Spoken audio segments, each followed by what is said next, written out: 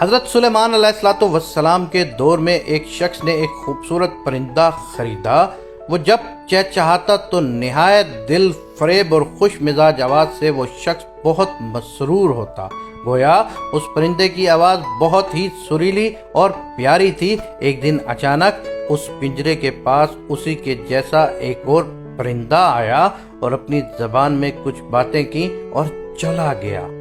پنجرے میں موجود پرندہ بالکل خاموش ہو گیا، گویا ایسا ہو گیا جیسے وہ گنگا پرندہ ہے۔ اس کے مالک نے 2-3 دن انتظار کیا مگر پرندہ بالکل خاموش رہا۔ وہ شخص حضرت سلیمان علیہ السلام کی بارگاہ میں اس پرندے کو پنجرے سمیت لایا اور شکایت کی، یہ بہت مہنگا پرندہ خریدا تھا میں نے، اس کی آواز مجھے بہت مسرور کرتی تھی مگر اب نہ جانے کیا ہوا کہ بولتا ہی نہیں۔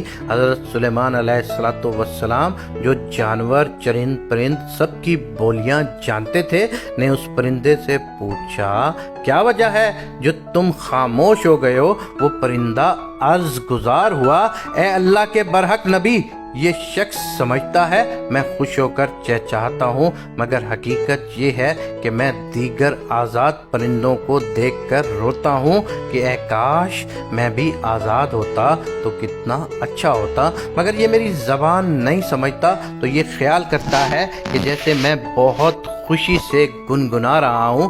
پھر ایک دن میرا ایک ہم جنس میرے پاس آیا اور کہا کہ یہ شخص تیری زبان نہیں سمجھتا بلکہ سمجھتا ہے کہ تو بہت سریلی آواز کے ساتھ خوشی خوشی چہچہا رہا ہے۔ اگر تم اس کی قید سے آزاد ہونا چاہتے ہو تو رونا چھوڑ دو، بولنا فریاد کرنا بھی چھوڑ دو کہ اس پر تمہارے الفاظ اثر ہی نہیں کرتے، کیونکہ یہ تمہارے درد کو سمجھ ہی نہیں سکتا۔ بس پھر کیا تھا، میں تب سے خاموش ہو کر صبر کر رہا ہوں۔ حضرت سلیمان علیہ السلام نے اس شخص سے کہا کہ پنجرہ کھول دو اور اس کو آزاد کر دو، کیونکہ اب یہ پنجرے میں کبھی نہیں بولے گا۔ اس شخص نے کہا، اگر اب یہ خاموش ہی رہا تو بلا وجہ اس کو رکھ کر میں کیا کروں گا؟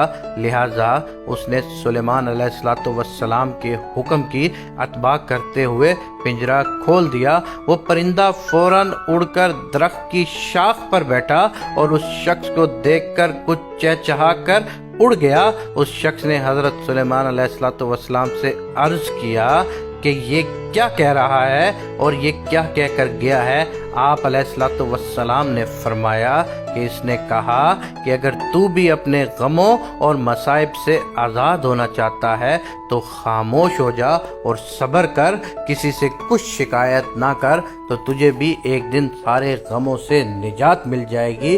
اگر آپ لوگوں بھی اپنے غموں سے نجات حاصل کرنا چاہتے ہو تو اپنے آپ کو خاموش کر لو اور صرف اللہ سے لو لگا لو، تمہاری سارے غم، ساری پریشانیاں دور ہو جائیں گی۔